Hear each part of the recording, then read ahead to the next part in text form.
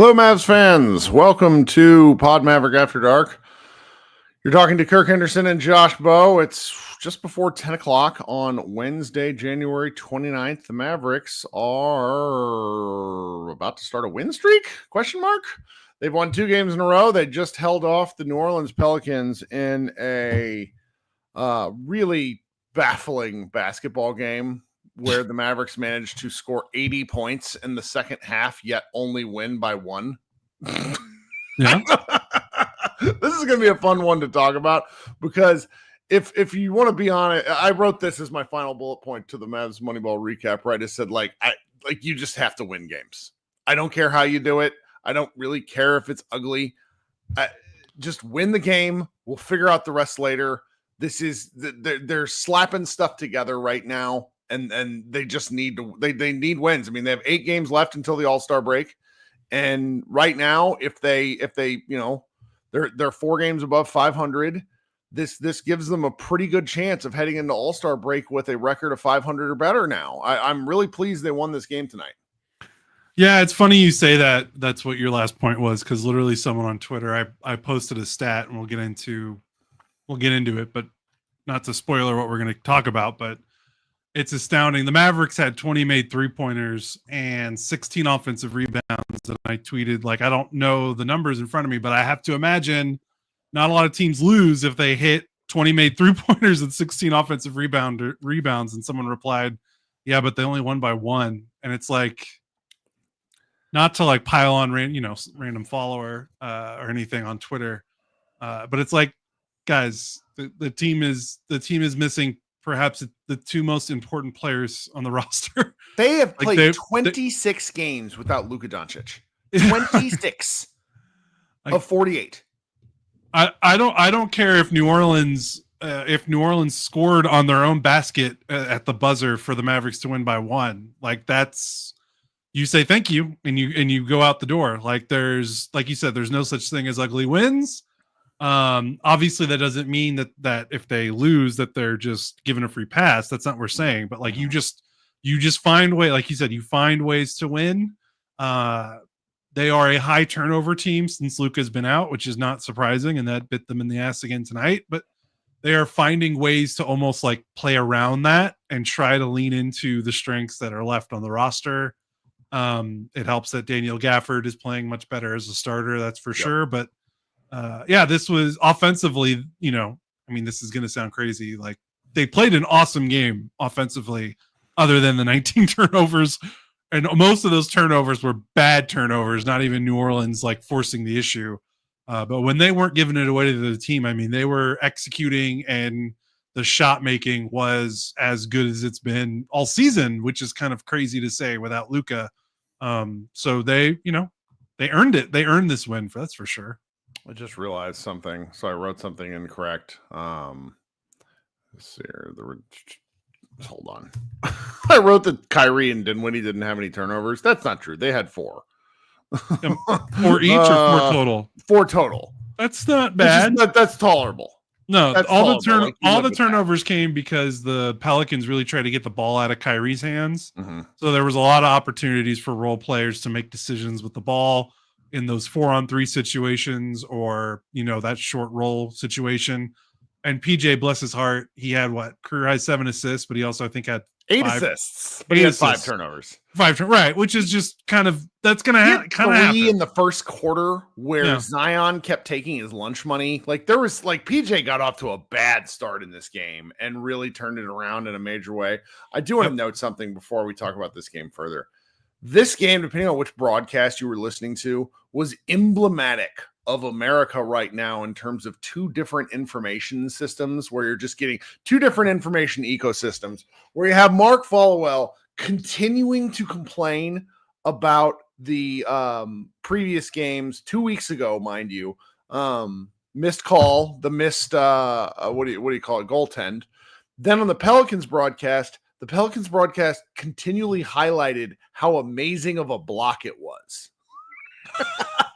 And I mean, like, they were really emphasizing it. I'm not kidding. That must have been a bid, because I'm pretty sure the Pelicans broadcast. No, it was like part of the early point of that game. That's serious. Funny. It was wild, man. That's funny because you say that, because I saw the Pelicans broadcast, like, of when that missed call happened, and they were kind of like, oh, got away with one. So, like, the fact that they're now like, are they trolling? Like, I don't know. That's pretty funny. Well, to kind of continue your point about the offensive basketball here, in 36 minutes, the first quarter, third quarter, and fourth quarter, the Mavericks scored 115 points. Then in the second quarter, they sort of died on the vine a little bit. They only scored 22. And if you're watching this game, it really was like your cliched game of runs going on. Oh, yeah. Where the Mavericks would do something, the Pelicans would do something in return. Honestly, the Mavericks were pretty lucky that Zion Williamson was on a minutes restriction. And if I'm being, just honest, they're lucky he's still fat and out of shape, because as the game went on, he slowly withered. And it was like there was a block by Daniel Gafford. They ended up calling it a foul on a replay where he attacked Gafford at the rim, and Gafford put him on his ass, and he lied there on the floor looking like, a fat kid at camp, being like, oh, I'm so tired. It really made me laugh. But he was really good in the first half. Like, he ate the Mavericks lunch when he was attacking the rim. Yeah, he was very good in the first half. And I think that's kind of how they won the game in the fourth quarter, was I thought they stretched the floor. They played a little small ball, and they involved him in a lot of actions, forcing him to guard out near the perimeter. And he was okay with it, like you said, in the first half. But I think by the fourth quarter, I think this was a kind of a war of attrition against Zion. I think by the fourth quarter, they kind of wore him out, and they targeted him. I'm going to pull this. I might pull this. I don't know if it's enough to write about after we're done recording, but there was a Clay 3 off a dribble handoff with like 2 minutes left, where they just go right after Zion, because Zion's guarding the big, who's, I think it was, I don't know if it was Gafford or PJ, whoever was handing it off to Clay, but whoever was guarding the big doing the handoff, it was Zion guarding it. And Zion looked like he was in cement shoot. Like, he was not ready for a handoff Clay 3, and his guard gets smushed on the screen, and Zion is nowhere to be found, and Clay cans a 3 that helps seal the game. And I thought that was emblematic of how the Mavericks did a good job attacking Zion in space and stretching him out and forcing him to guard. They forced him to guard from 3-point line to the rim.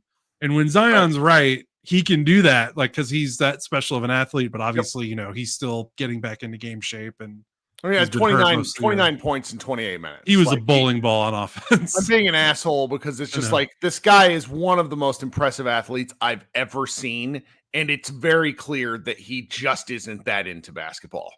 Like, I mean, do you remember the KP Luka game where they each needed 40 points to beat the Pelicans? Man, they're just so good. So the Mavericks ended up playing a pretty decent first half, only to die in the last 2 minutes. Give up an 18-6 run right before halftime. 18-6 run. Oh, it was brutal. And you go into halftime, you're kind of wondering what's happening. And I'm over here in Garland, and that was when we started to get murdered by the thunderstorm that was rolling through the DFW area. Yeah. And it woke up the baby. So I missed most of the third quarter. And so I come back to see, and I'm reading through the game log. It kind of looks like what happened is the Mavericks really got off to a great start, then let the Pelicans back in it, and then closed with a great ending, and ended up being, they scored 40 points in the quarter, as I mentioned, to the Pelicans 30, and they sort of swung the game. It was only a four-point lead entering the fourth quarter, but a 10-point swing in a quarter is not bad for these guys that aren't really great at defense. So that was nice to see. Yeah, and the third quarter was when they finally got their turnovers under control a little bit. I don't have the numbers of how many turnovers they had in the third, but they definitely didn't have as many in the first or second quarter. And they were killing it with their shot making, even in the first half. When they had all those, they were still making shots. Mm-hmm. So like the third quarter was like, hey, let's not throw the ball to the team. And they put up a 40-point quarter because they were in their bag with shot making tonight. I mean, the ball was, again, it's like, I feel like I'm like oxymoron, but when they weren't throwing it to the Pelicans, I mean, they were driving, kicking them to death because the Pelicans just absolutely wanted no part of Kyrie after I think he kind of got hot to start the game, and they kind of shifted their coverage to try to get the ball out of his hands, and it worked a little bit. Kyrie ended up he still ended up having a good game, but he did like in the first quarter, I thought this was going to be like a 40-point Kyrie game.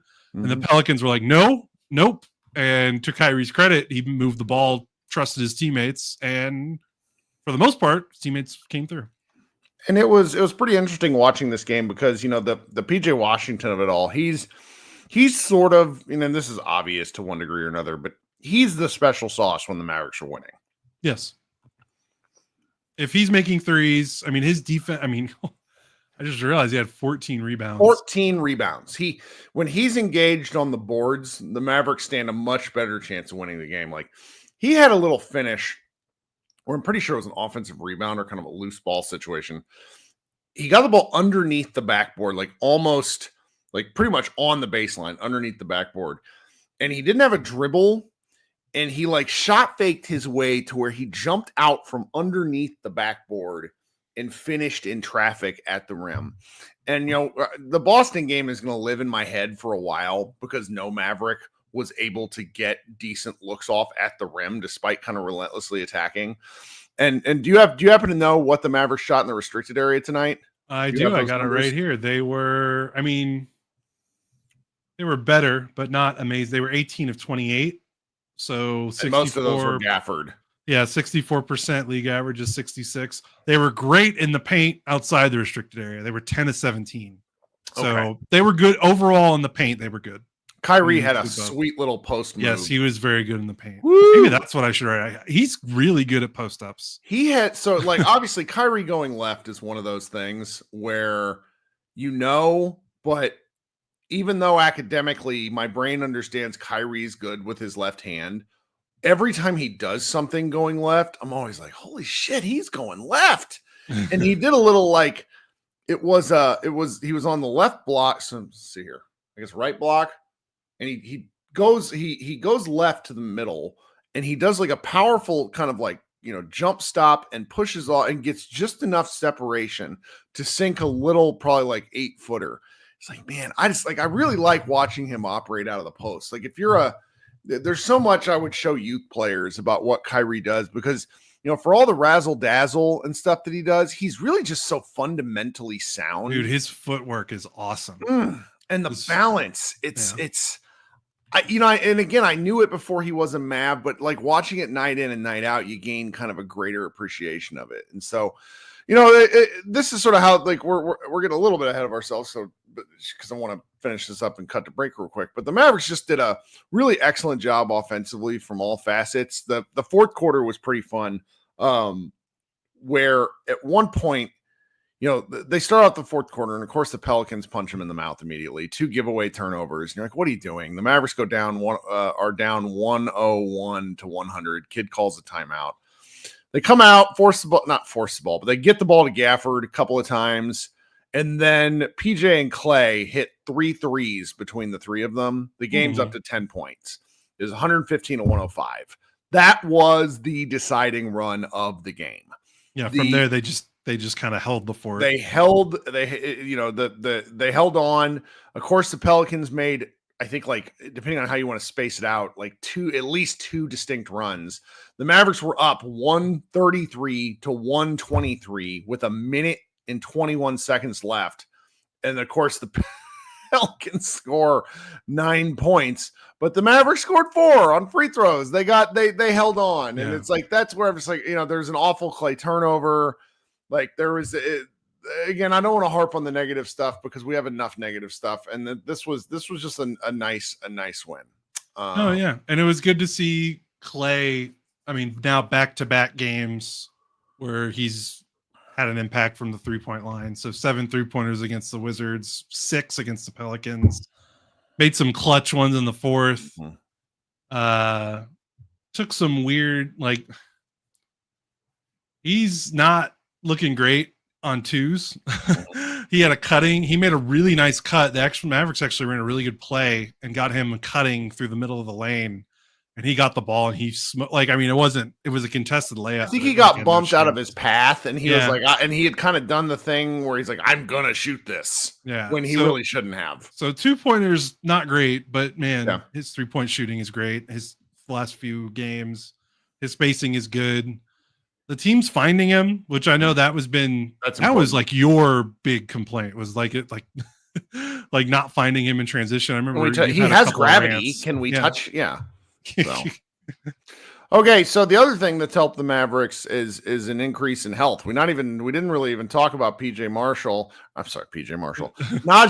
but we'll talk about him when we come back, because if I'm gonna have to make an assumption about the Dallas Mavericks and their health, maybe they've been using DEXA scans, maybe they've been going to Body Spec. Who knows? Body Spec is the official sponsor of Pod Maverick. If you go to the website that is in the show notes, that is on the YouTube video description, Body Spec is a company that provides a full body DEXA scan. If you're unfamiliar as to what that is, it is a scan which can tell you a lot about the state of your health for a really relatively inexpensive price.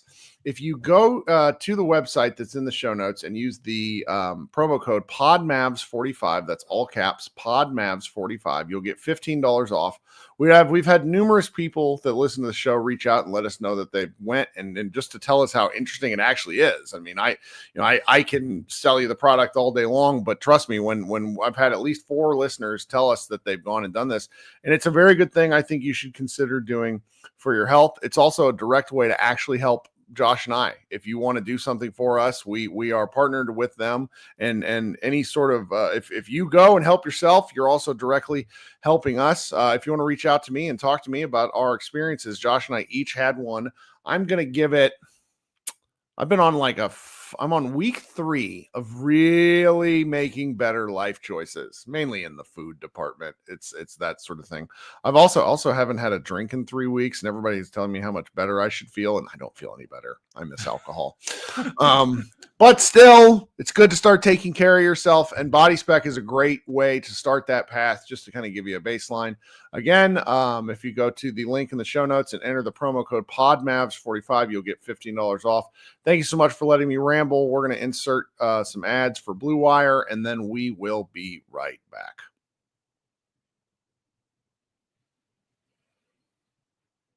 All right. If you haven't subscribed to the show, either through audio or video means, it's right there. It will do Josh and I a solid. We are, this has not been the season I think anybody wanted with coming off a finals run. And as a result, the interest in the Mavs is down. So those of you who are listening to the show, we very much appreciate your support and your participation. If I am going to be having a Mavs party after this, even if it's a short one, we can talk about some Mavs things and get on with our evening.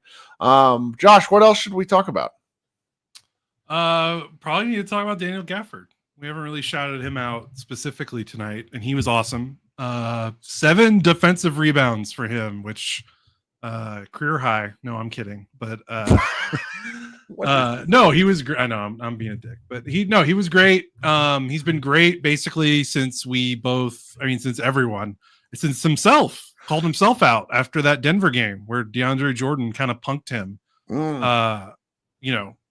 I'm seeing so much, fan reaction that's like, you guys better apologize to Daniel Gafford. I'm like, he himself said he was not playing well. Like, it's okay when a player's not playing well to say that he's not playing well, and then when he's playing better to be acknowledged he's playing better. Like, I understand that most of that reaction is to the fans that were like, got to trade him, bench him, like, the overreaction, but it's still frustration. Yeah. So I know that's where most of it comes from. But still, he's playing well. He was perfect 9 of 9, 5 offense. He was really bully balling the Pelicans bigs. The Pelicans are a team. They are not a big team. They start that rookie, Missy at center, who's pretty good actually. Yeah, he's pretty good. He's been pretty good for them, but he's rail thin a little bit. And then they play Daniel Tice as their backup, like just tailor-made guys for Gafford to kind of eat up. And then when Zion, the only time they're ever really big is when they have Murphy, Zion, and a big, and they went stretches where Murphy was basically like their power forward, and he's tall and lanky, but like girth, he's not very wide or doesn't weigh very much. So basically what I'm trying to say is the Mavericks, I think, had a size advantage for most of it, and they They wore the Pelicans down on the glass. I mean, the Mavericks out rebounded them 51-36. They haven't out rebounded a team like that in a while since Luka's gone down, because that's kind of been low key. Like, the Mavericks miss Luka's size and rebounding as much as they miss his offensive creation. So it was good to see, your starting front court, PJ Washington, Daniel Gafford, combined for 26 rebounds, 9 offensive rebounds. That's pretty damn good. They flex their muscle in the paint and on the boards, which is one of the main reasons why they won. It pleases me a great deal. A great deal. Can I ask you one thing to bounce off Gafford? I want to get your thoughts. Yeah. I remember in the preseason when Mark Stein said on the DLLS podcast that remember Kid opened training camp saying Derek Lively is the starter. He's the first team center. And then the season starts and Gafford opened the regular season as the starter. Do you remember when Mark Stein on the DLS podcast said like Gafford is probably starting because he does not like, it kind of insinuated that he doesn't like coming off the bench, and this is the Mavericks trying to placate him. Like, is that part of this turnaround? Because it coincides with him starting. If it does, what do you do? Because Lively is the future of the team. Like, I'm curious how they come to. So we talked about this kind of at length before Lively went down. The Mavericks are going to have to move on from him at some point anyway. They're not going to pay him what, I mean, I could be wrong. I could. I mean, do you think they do you think I don't really know what a reasonable, it would be his third deal or his second deal. I think it'd be his third. So it'd be his third deal. Like, are the Mavericks going to pay? He's not an old guy. How old is he at this point? He's like 26. I mean, so a 27-year-old center, let's be candid we got to be honest here though, guys. Like, around 28 to 32 is when a lot of centers start to fall off a cliff, particularly ones based in athleticism. It's you'd like to think that guys last till their 30s. It's just not the case. The outliers in the league really push things, and so it's like, would the Mavericks pay him 3 years, $48 million? Something like that, like a $16 million. I bet maybe the Mavericks would, but would that be enough for him? So again, let's back off that. That's not the point that you're asking. I think if the Mavericks don't think they can re-sign him to a real reasonable deal for what they need underneath the cap, I think they have to consider moving on from him this summer up until trade deadline season. And so, because you're right, Lively is the future. He's the future. You don't spend, you talked about this at length. Like, for years, the Mavericks went budget at center and they got budget center results. So now that you have a big guy, like, you over allocate a huge chunk of your resources to somebody like that when you have other guys you got to pay. That's the difficult thing. Yeah. But I wonder if the Mavericks ideally would agree with that, but also how much is this Lively injury stuff spooking them into being like, okay, we don't want to pay Gafford, but if Lively is missing 10 to 25 games a season, what do we do? I think that's going to be another part of it. But what do they do this season though? Like, let's take away the fact of what are they going to do with Gafford with his contract. I mean, Lively is going to be back when the playoffs start. Are they going to bring him off the bench? Like, they're going to treat Lively with kid gloves. I think they have to, just because his borderline frailty matters. And I honestly don't think Lively even cares at this point. I don't remember who started how many games in the playoffs, but Gafford was a starter in the playoffs, and the Mavericks did just fine. Yeah. Lively ended up playing more key moments, I think. Yeah, they might be at a point where they feel like, locker room wise, they can maybe take advantage of Lively being such a good soldier right now. I mean, and this is where Kid's human element really comes into play, where his sort of ability to manage egos, for lack of a better descriptor, can really matter. Because if you're talking about saying, all right, guys, we have to go play 22 games to 25 games in the playoffs. It's, Lively comes back. I'm just saying, if he comes back, there's 8 to 10 games left in the regular season. Can we figure this out for the next 35 games? And again, guys, I'm assuming like the Mavericks go back to the finals. So I'm being a little hyperbolic here.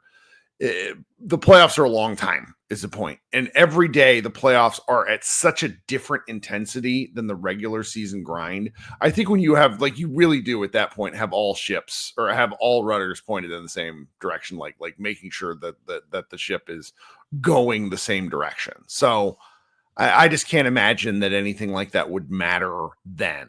Because it's like, again, Lively's going to be coming back off a bad injury, like a foot or an ankle injury, whatever in the hell it was. So yeah, okay. The data is just so overwhelming with Lively in that starting group. Yes, but it's tough to ignore. But also, yeah, if you know, I had one of our listeners. Gosh dang it, I'm gonna have to go look him up just to give him the credit, because somebody, who was it? It was our guy. His name is Jordan. Jordan, I think, shot me a message where he's like, "Hey, do you think it's possible that the 20 pounds of muscle that Gafford put on was 20 pounds of just weight, and he's actually been getting in better shape as the season goes along and has thus been more athletic and more mobile?" I honestly don't know. About who? About Gafford, because Gafford talked a lot of shit about how he put on 20 pounds of muscle to be able to handle the rigors of the NBA, and then he came out and looked like he couldn't handle the rigors of the NBA. And so I sort of wonder if he's leaned down a bit. I don't know. I thought it was an interesting take. Yeah, might be. But also, I mean, it's, I don't think it's a coincidence that it seems like a light switch has gone off since he's been the starter again. If you take Mark Stein for his word, and I think most people should, because he obviously knows his stuff. So right. Just remember, he said that before the season started. It was like, they might want to start Gaff to placate him, and it's like, right. Huh? Now, so it's a good but he's playing awesome now. I've got to acknowledge, I acknowledged when he was playing poorly, and I think that's fair. It's also, so you got to turn around and acknowledge when he's playing great, and he's been great for them. This is a fantastic comment from Drew, where he says Kirk loves him some medical conspiracy theories. I will simply say that over the course of NBA season, Dirk Nowitzki talked about how hard it is to keep weight on, and stuff like that. So it just seems reasonable that over the course of the year, these guys are like devouring calories or not able to keep up with the calorie intake. My dog is destroying something. Did you hear that? No, I don't actually. Hold on. Filibuster. Okay. All right. Well, what are we going to talk about next? We talked about Gafford. Thought Grimes was awesome. I don't know what it is about Quentin Grimes where it feels like for 5 to 8 minute stretches here. You're coming back, so I don't want to have to restart. So I'm going to tell you what I'm talking about. Everything okay first off, all? Oh yeah, she just, the storm is the problem. She is not having this storm. Oh yeah, she's finding stuff and destroying it. She's like, give me attention. It's just a thing. Yeah. I was talking about Grimes, and I was gonna say I don't know what it is about him where he gets like possessed by the spirit of like Clyde Drexler, or like, I don't know, like he just turns into the best bucket getter I've ever seen for like a 6-minute stretch, and he'll go scoreless for like a quarter, and then all of a sudden he has like 15, and before you even realize it, like, and again, it's the weight, like he's hitting pull-up middies and driving to the rim. Like, it's like, wait a minute, where was this in the first quarter? And I get it. Like, he's coming off the bench, so it's hard to be consistent with that kind of stuff. So it's just funny how he just I don't know what it is. He has a switch where he flips it and he turns into freaking God, Emperor, King of scoring the basketball for like everyone. Curry team. He would be like Jordan Poole, where he's just like, fuck it, shooting 30 times tonight. I enjoy Grimes. He's one of these guards where it's like you go through, you look at the Mavericks guard, like bench guards. You see Hardy, Grimes, Dinwiddie, and you look at and then soon enough, Dante Exum. You look at these 4 guys, and you're like, all 4 of you guys are gonna have a time where you matter, and can Kid find them at the right time? And so it's, again, we'll see where this goes. The one thing I will say is, like, these games are continually entertaining, even if they are a little bit depressing. Now and again, it's not like we're watching a team that's incapable of playing basketball. It just, every game is wildly different, where it's like, what's going to happen? Because, like, you kind of know what Kyrie is going to do. You have an idea of what PJ Washington needs to do to be successful, But then after that, it's like, well, we're going to get a good Gafford game. Is Spencer Dinwiddie going to shoot the Mavericks in the foot repeatedly? Like, what's going to happen next? It's I don't know. I get it if it's not for the casual fan because Luke is not involved and Lively's no longer like with the team. But like I don't know. This could have been a lot worse. Like we've watched some bad teams as we've been doing this, like the 27, like I think it's 2016, 2017, maybe 17, 18 teams too. Yeah, the 3 tanking years with Luke before. There's just nothing to watch after about 30 games. You're like, all right, I know who these guys are. What are we going to write about? What are we going to do? At least with this team, I'm like, this is just weird shit happening every night, and you're getting a chance. Like I would have loved to see more Omax minutes tonight, but I mean, he did play 15. He just was bad in those 15 minutes. Yeah. So yeah, it happens. It happens. Yeah, his minutes are going to go down with Najee back too. So yes, and Najee, congratulations on your Ozempic tour because he looked like he's lost 15 pounds. Like that dude looks skinny. I don't know if maybe that's the flu that he's had for like the Black Plague he's had. He's lost all that weight. Man, I hope he's feeling better. I know. Yeah, apparently, I think he said pregame he said he was feeling better. Like he was like, "How do you feel today?" He's like, "This is the best I felt in a while." So, like, good for him. Your Pepperdine boy, by the way. How are we not going to talk about Kessler Edwards? Kessler Edwards, your boy. He's just making a case, and like when the Mavericks signed him in the preseason to the two-way deal, I never really had any idea how he would get minutes because there's a lot of guys, but he is just skilled enough on the offensive end, and his defense, I think, is quite good. I think it's quite good. I don't know how where he would even fit on this squad because I mean he won't play when everyone's healthy. I mean, but there's some there. He's going to be a guy that sticks around the NBA, and I think we're going to be annoyed at some point that the Mavericks weren't able to find a real spot for him. But this is just this is what a contender team. This is what you hope from a contender team. When we talk about the Mavericks being deep, this is an element of that. It's just again 26 games without Luka Doncic. So, right. So, yeah, that block he had was awesome. 2 assists. He's not making, he's not really getting a lot of shots, but yeah, like he's just he makes winning plays. It feels like winning plays. Well, I think we're probably done. I'm going to start a Mavs party here for anybody who is interested in joining. Hang out here for anybody who is listening on the audio stream and you're like, how do I join the Mavs party? Well, you got to come to the YouTube channel because that's how we do these things. That's how we do these things live after games. Josh will be back on Friday. I won't be here. I don't think there's a very you will not be Josh here. Is not letting me be here. No, okay, fine. Lock your computer. As we hope that Tim Hardaway doesn't score 37,000 points against the Mavericks. Okay, but, if he makes a buzzer beater and scores 45, maybe you're gonna let me on. Maybe, yeah. Then, well, it's a 5-game road trip. The Mavericks got started in a good way. This is just the up until All-Star break. This is a grind it out. Just you take the wins where you can get them. The Mavericks, I think, have now won 4 of their last 7. Which is pretty interesting considering how dark things got for a while. So we'll take it.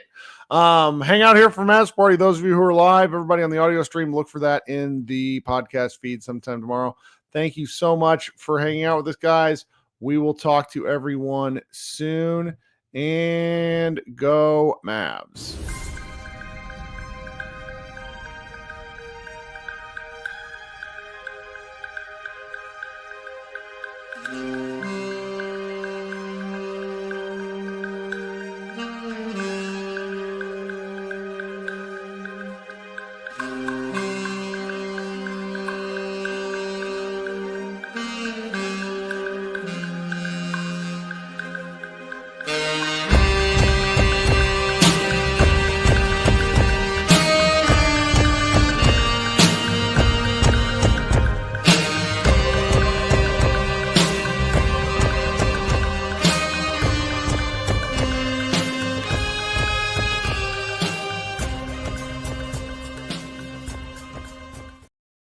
Hello, Mavs fans. Welcome back. This is Mavs Party, and I actually need to rebrand this show correctly up on the YouTube stream. That's what I get when my mouse dies, and I don't have enough going on here.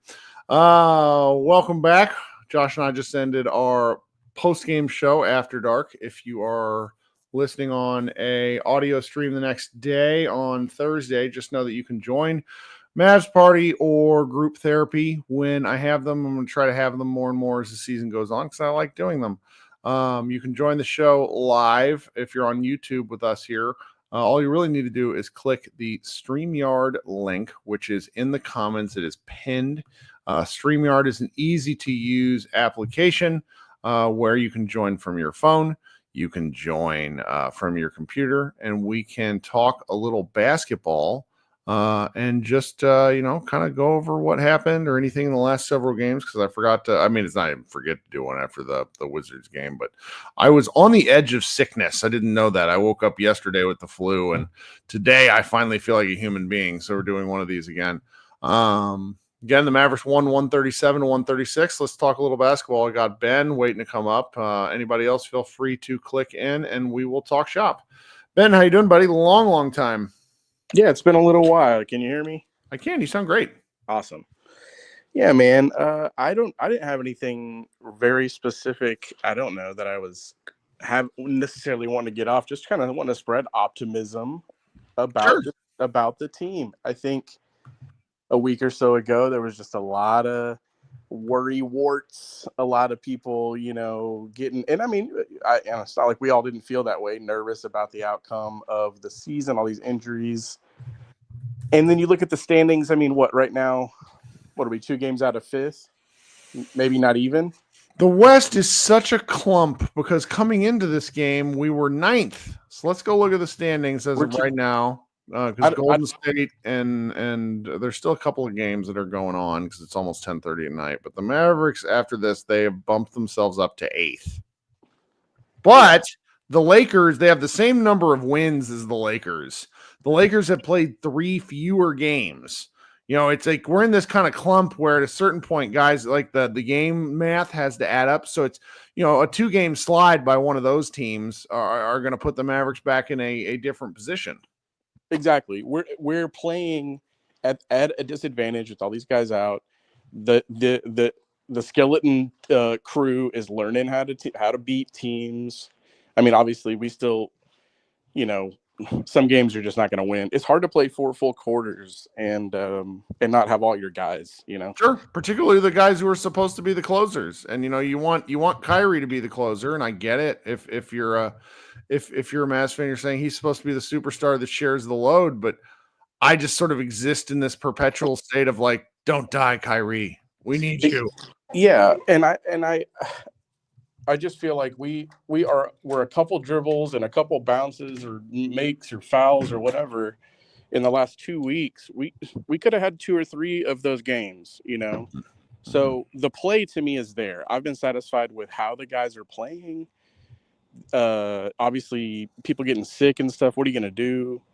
And even like, I don't know, people are talking about like Lively and him being like fragile or something. I think not fragile, but like, it gets hurt, but really I feel like last year, most of the time he missed was like him getting that broken nose and like stuff that wasn't really like freak injury stuff. We're talking Lively? Yeah, Lively. Like it was more like, I don't know. To me, like this is his first real injury issues. Like I don't consider last year that bad because it was dudes elbowing him in the nose. It wasn't like he did something to, you know what I'm saying? It wasn't like It's funny because his Duke brethren Kyrie, I think you could argue has sort of similar injury history where it's Kyrie had a weird foot injury in college where he only played like a single game. The Giannis stepping on his foot, when he was with the Nets was a really weird injury. He's just had some goofy stuff, meaning Kyrie happening injury wise. And so it sort of depends on your point of view with this, because it's like there is a difference between a guy who can't stay healthy versus a guy who has bad luck. But right. I don't know. The bottom line is you want guys to be able to, like, the Mavericks need to know that from their tertiary non-league guys they're getting 60 plus, 70 plus games. Like that's kind of the overarching goal. Yeah. And of course you want that from a young guy, and you want him to earn his money and all that. Because he should be getting super paid eventually. Mm-hmm. But I don't know what else. Sorry, I'm outside. It's loud out here. Not too bad considering, but thank you for being did, well, the truck drove by with some crazy exhaust on it. I couldn't really I was trying to cover it up. I wasn't doing a great job. But I've honestly enjoyed watching the team play these last couple weeks and just see individual guys. I mean, you called out Grimes. He's just really good. He's everything we wished Josh Green would have been, obviously. Yeah. And he's even got that cool mustache that Josh Green has. He just looks to me like Josh Green's dad, but he's like the same age. It's weird. Mm-hmm. Hello, I'm Josh Green's dad. That right. you wished it was like Josh Green with a disguise on. He's just better. I like the take. It's ridiculous, but I'm here for it. It is silly. I'm being silly, but Najee Marshall back. He played okay. He had just hadn't been the same since that stretch where he was playing amazing. I mean, when he got suspended, things really went sideways because he was. I mean, he has like his game log is weird to look at, where he has just such a great 15-game stretch, and then the bad stuff happens. It's like, oh no, this. I think he's the player that kid almost has the most to figure out because he can play. Yes, he enables so many different lineups, and then when all your guys are hurt, it's hard to figure all that out. So I just feel like I'm not worried about Najee at all. I think he's going to be lights out in the playoffs because kid's going to know right where to put him. I like how you are very optimistic about the fact that the Mavericks are making the playoffs. This is good. Oh, we're 2 games out of 5th right now. Who is it? The Kings, the Suns, the Lakers. I mean, are those teams going to be? I don't know, man. I think we're as tough as those teams, and we're getting our guys back. Luka in the next week or 2, or what? So then, Mark Stein is doing the wonderful marketing ploy of, and he's been doing this for 3 weeks. I feel like where he's like, oh, he's going to come back for All-Star game. Well, it's like, well, that's 20 games, and now we're 10 games past that point, and it's like, oh, there's still 8 games left, things like that. So, I bet if I don't really see a good game for him to come back. Is sort of my takeaway because they played the Celtics, like they're not going to bring him back on a road trip because he's not with the team right now. I don't think. Let me just look here. Maybe like Golden State right before there's a Sacramento, Golden State, Miami stretch. They don't want to bring him back against Houston. That's just not fair. But the final 4 games before All-Star are Houston, Sacramento, Golden State, Miami. Maybe Sacramento or Golden State. That would kind of be my guess if that's really what they want to do. Yeah. So well, I'll be excited for it. I mean, I just feel like we're gonna be. I feel like we're gonna be mostly together by the end of the year in terms of health. And I just like our guys. I don't know. Good. Hey, man. Well, good to hear from you. I hope you come back, okay? For sure, man. Go, right, Mavs. Talk soon. Okay. My man Leo is coming up next, but I saw a question from somebody in the chat that I want to answer real quick.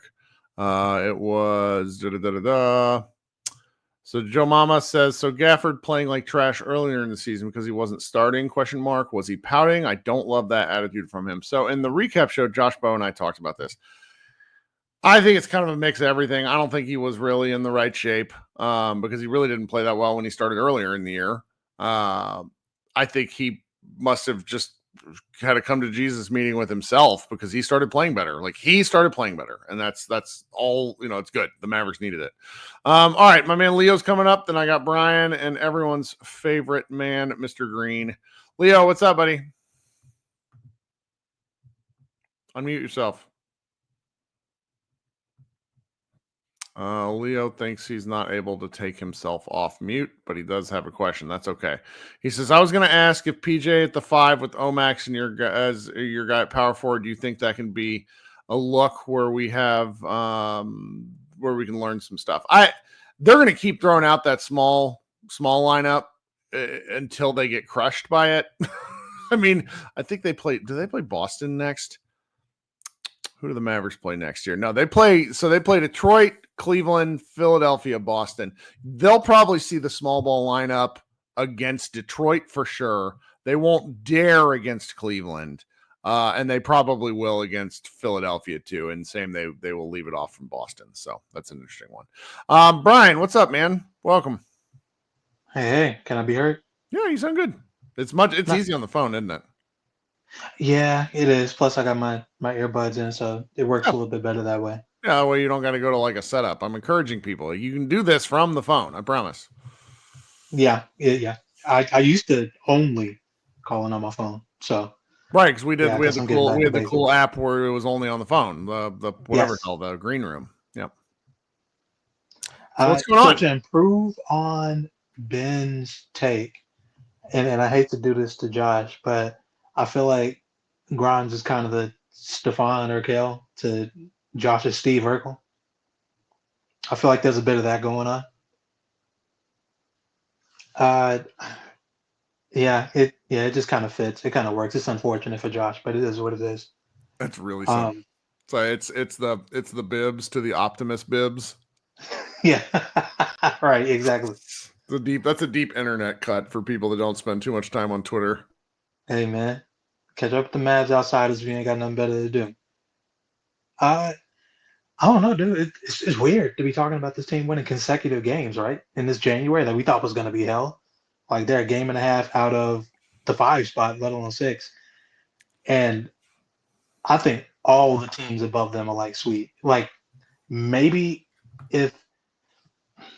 so my only concern is if Phoenix finds a way really to get their hands on Jimmy. But I think the part that nobody's really saying out loud about all this, no one is taking that Beal deal.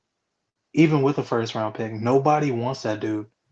Nobody wants his contract, and he isn't like a great fit alongside his contract anywhere in the league right now. And he's in his feelings. And I don't mean to be an asshole. I do mean to be an asshole. Get paid $50 million a year. This is the second stop where he and his wife have bitched about the fans, and I'm just like, you saw that, right? Like, I don't want to condone humans being horrible to other humans. But at a certain point, this is a walking into Don Draper's office and complaining about your credit and him screaming, "That's what the money is for." Like the byproduct, and so it's just Beal's. I don't think Beal wants to uproot his family. He can't. He's not waiving that no trade clause. That's why I sort of mentioned that. So it's like the Phoenix is stuck. So I think the Mavericks have they're kind of like a fantasy football team limping into the playoffs. Where if they can get right at the right time, nobody is going to want to play them. Yeah, it's funny. I tweeted earlier, I can just smell us limping into that 5th seed after everything that happened all season long, limping into that 5th seed in a first round matchup with Denver. And I'm just, if we weren't like almost certain that Lively isn't going to be back by the first round, I would so welcome a first round Denver matchup. I want that so badly, but I would rather save that for a later round, knowing that Lively probably won't make it back until like the second round or so. I also don't want to go through that sort of stress. I'm sorry. I'm kind of here for it. I can't wait. Oh yeah. Denver fans talk way too much. Too much. I mean, let's just be cruel for a minute. I don't want to play the Oklahoma City Thunder early, though they're teenage fans. It'd be fun to break their hearts.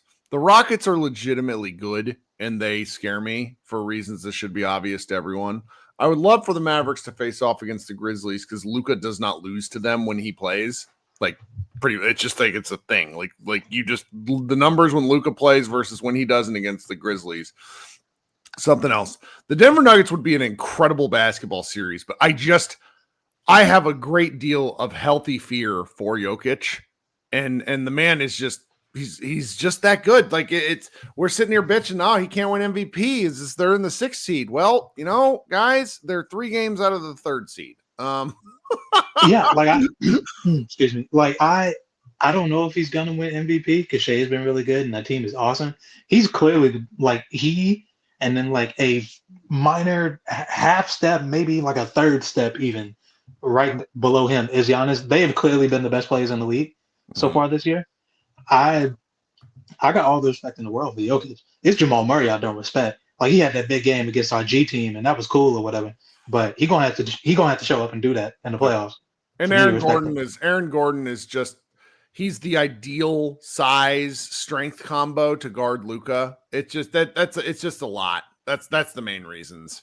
So Yeah, it will be tough. It will be really, really I like fun. how I want Memphis though. we're talking this shit from the 8th seed. Yeah, It's look, great. and I'm gonna keep talking it because guess what? Memphis still can't score in the half court, and that ain't gonna change from now until April. I know that.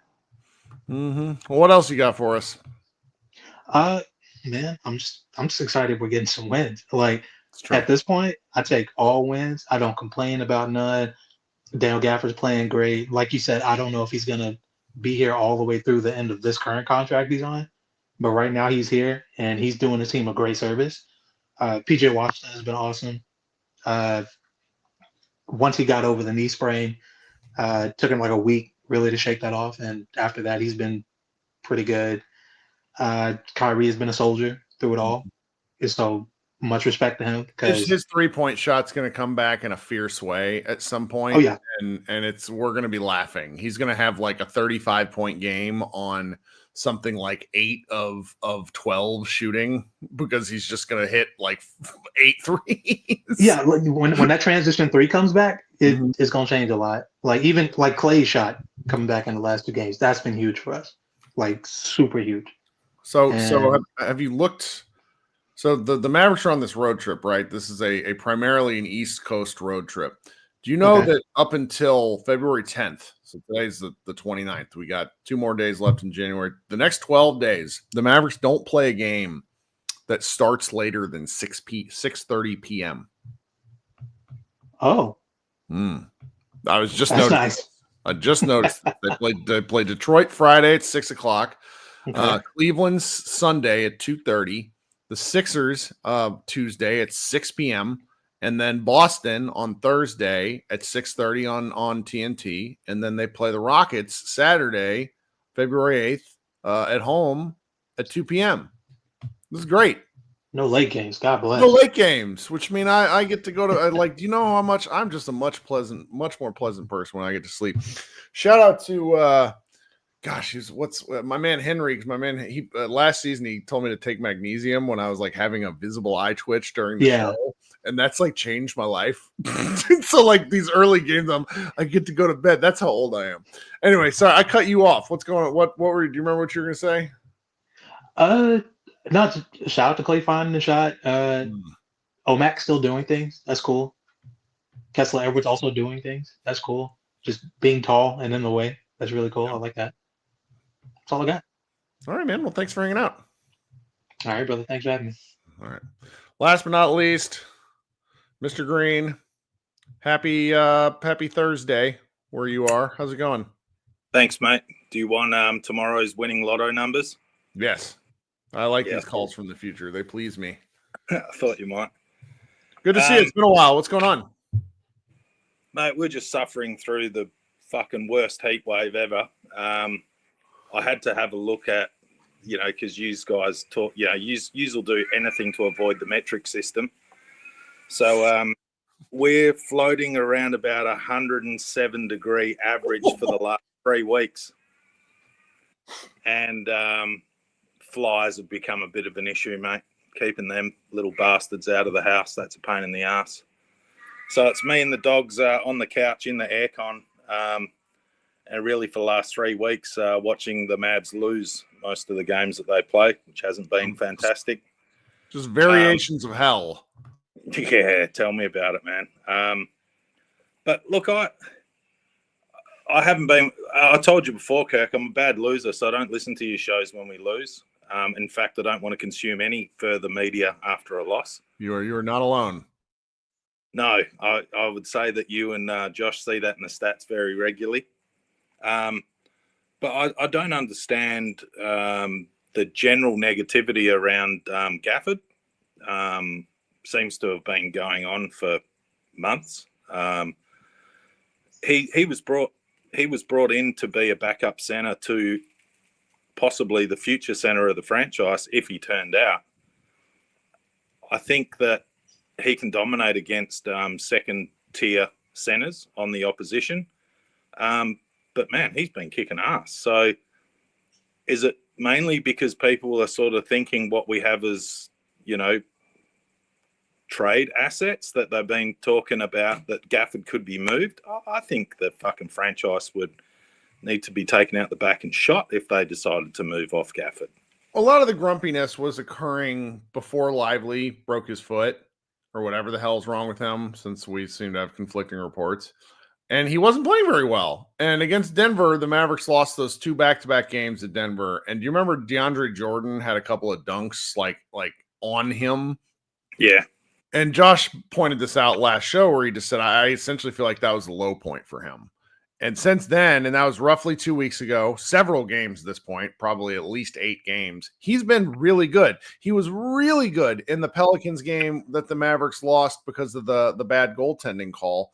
And that sort of got lost in the shuffle of the goaltending call. I mean, I've not looked at his numbers, but he's been impressive. His defense has been sharper at the right points. And, with the Mavericks not having any size left because Maxi Kleber somehow broke his foot, which, does anyone know how the hell that happened?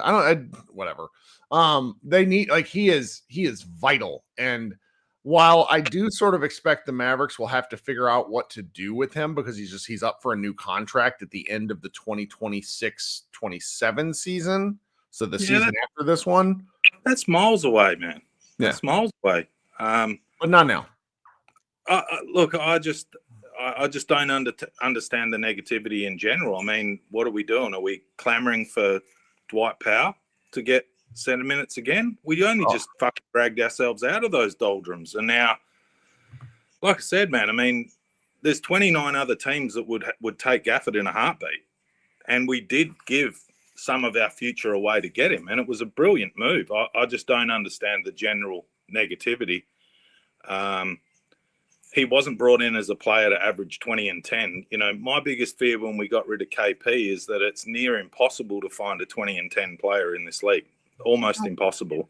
He's picked up the pace on the defensive rebounding, where if you were to go look at his box scores that showed the offensive and defensive rebounding, there are games where he was playing 25 plus minutes and getting 4 rebounds. And it's like, Luka's not here. We need you. And he's picked up the pace. Let's just put that in a bit of context, though, Kirk. If you're contesting a shot, it's unlikely you're going to get the rebound. Sure. All right. So he's not a good rebounder because he's a shot contester. That's kind of how I look at it, and it's really up to his foreman, like PJ, to get the boards, which is exactly what's going on. Mm-hmm. I can't have a dig at Gafford too much. And look, I agree with you. A bloke of his size, a physical, dominant, inside presence centre who's only getting 4 rebounds, that's fine. But, gee, it'd be nice to have the stat of how many shots he contested. Within 6 inches of leaving the other player's hand. Like, I would say that if he was contesting 24 shots and getting 6 rebounds, I'm happy with that. Well, the Mavericks have had a collective team issue where, and we all have seen this, where in some of these games where they've been crushed on the boards, not a single Maverick player puts a body on anyone. Yeah. And I think this is where the Luka of it all has caught up with them at moments, because Luka gets a lot of uncontested rebounds. Luka's also a big motherfucker, and they have to put a body on him on both ends. The other teams do. And, he eats up enough space where other guys can chase down boards or where he's able to go get certain rebounds. And I think the team just kind of gets used to him doing this. And they've had to learn how to rebound as a team.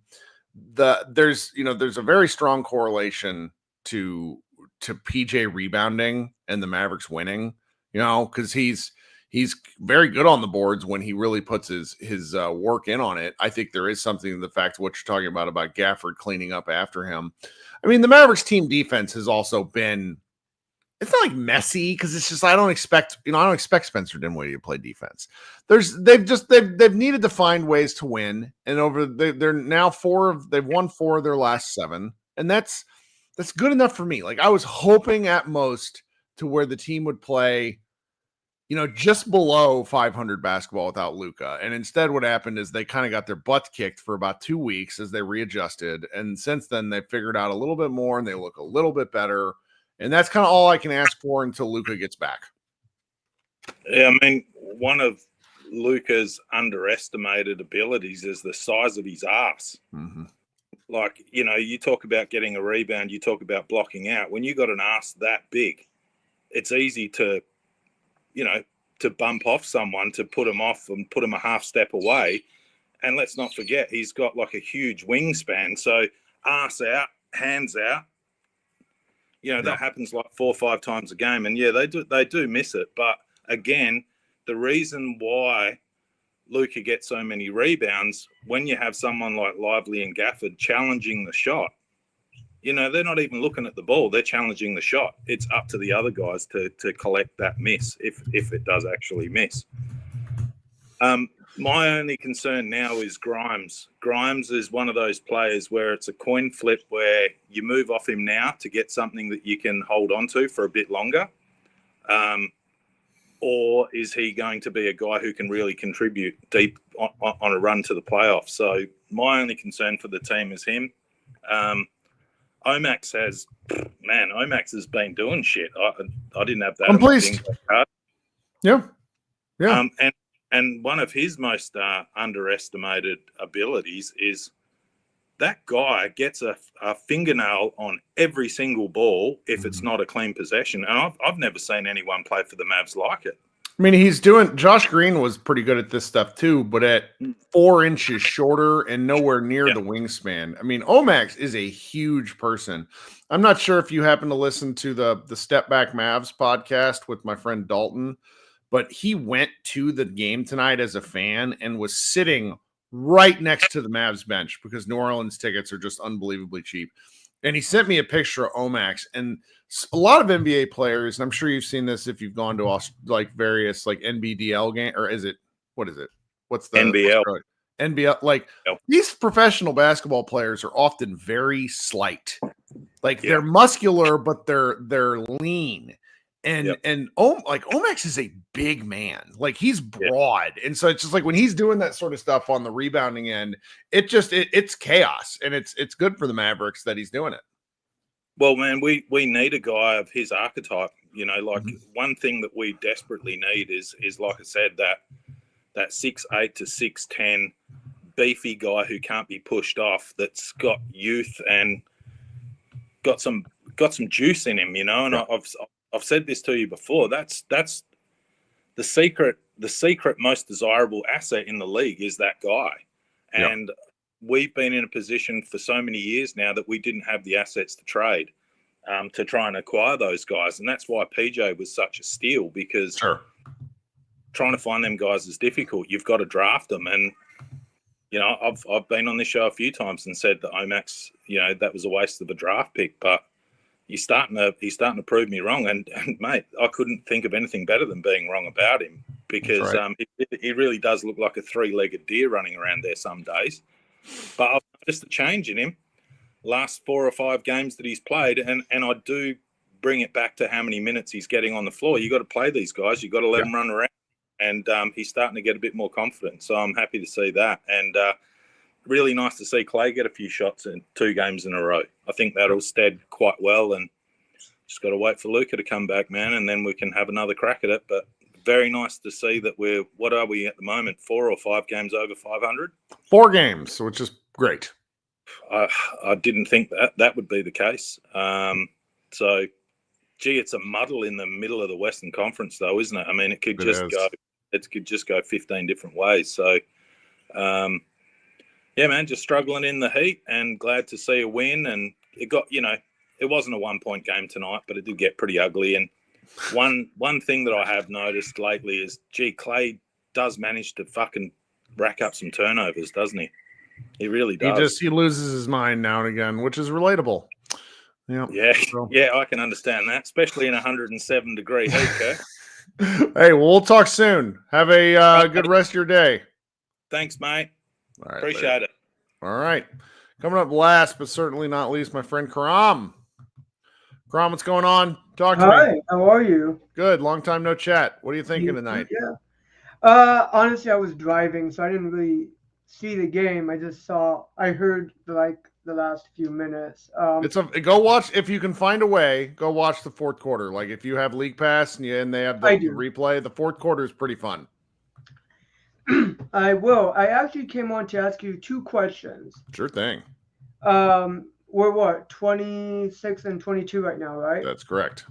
So, and Luka hasn't played what, 20 games, 22 He games? hasn't. He has missed 26 games. What about Najee and Lively? Do you know? Let me look here. I can probably find out pretty soon. Let's see it just because total games. So they played 48. Najee Marshall has played 34. So he has missed 14 games. And Derek Lively 32. Go ahead. Mm-hmm. So 32 minus. Yeah. Okay. So that's 16. He's missed 16 games so far. Yeah. Okay. So, and we're 26 and 22, right? That's right. So what will it take for Jason Kidd to win Coach of the Year? Because, I mean, holy crap. The fact that we are 4 games above 500 with all of, 2 of our main guys missing extended periods of time. Kyrie has missed some time. Najee. Sure. I mean, what will it take for him to win Coach of the Year? I think he's deserving of it so far. Well, considering half of us want to fire him half the time, I think that's a difficult road to hoe. The narratives for the award is often such a big deal in terms of how these things get sussed out. So by the time, if the Mavericks make a run, if they do what they've done the last 2 times they've made the playoffs, where they close the season over the last 20 games playing really, really good basketball, maybe. But I think, you got the Kenny Atkinson in Cleveland kind of having a say. And then the guy down in Houston, his name is missing my brain at the moment, the former Celtics coach. Ime Udoka. Ime Udoka, I think, is the other guy who is probably such a strong candidate. Because, I mean, I thought the Rockets were going to be playoff material. I did not think the Rockets were going to be like this. Fair. But those 2 teams have had a healthy roster. Sure. We have not, and we're 8th in the standings right now. 8th. Health. It's difficult because health is one of those things every season that lots and lots and lots and lots of guys get hurt, and then the season goes by and people just kind of forget it. Okay. Yeah. I mean, I just feel he should deserve some type of credit because. Sure. I mean, it's amazing where we are right now with all of that, with all the injuries that we've had, especially with Luka. Yeah. I mean, I don't know. I think we shit on him a lot as a fan base, but I mean, I don't know. I don't know how any other coach would have handled what he's had to deal with this season so far, and as you say, manage the egos. Sure. My second question is, we have next week is the trade deadline, right? Yes, and I have been real bad about paying attention to it. Do you think we'll make a trade? I think the Mavericks have made a trade 7 years in a row. So judging by past performance, if you want to say past performance is what's the most likely predictor of future behavior, yes. But I don't see what they can do right now that doesn't open up another problem. You move off a guy like Quentin Grimes, for example. The Mr. Green just talked about that. I think they need his bench scoring. I don't want to give up a draft pick right now, even though draft picks really shouldn't matter in the Luka Doncic era. You say that, and then there's Lively, there's the hopes for Omax. It's Jaden Hardy, who drives me crazy, matters to the team. I want draft picks because they surprise you. So I don't really see how, but that's always been my in terms of being a sports talkish person. I've never been good at the trade game. I yelled at my friend Dalton this morning for sending me a trade over the fake thing. And I was like, do something productive with your life, damn it. Because I just am not good at the wish casting. Yeah. I mean, I would have. I agree with you. I think we've made it. I think Nico has made a trade every year since he's been the GM, right? Yes. Yeah, every year. And it goes back beyond that too. But I don't know. I feel like this year is different because we've had a lot of injuries, so it's hard to make that brash decision, right? Because You don't know, like, when the Mavericks were 20-10 right before Luka got hurt, you know what you got. Yeah. And now, and it's like you're looking back at that now, kind of like, doing the Wolverine meme where we're staring at the picture of the just wish casting for what we had, 20 games ago or whatever it is now. And that's the other reason why I'm not super into trades. Because I was like, I thought the Mavericks were really good. I agree. Yeah.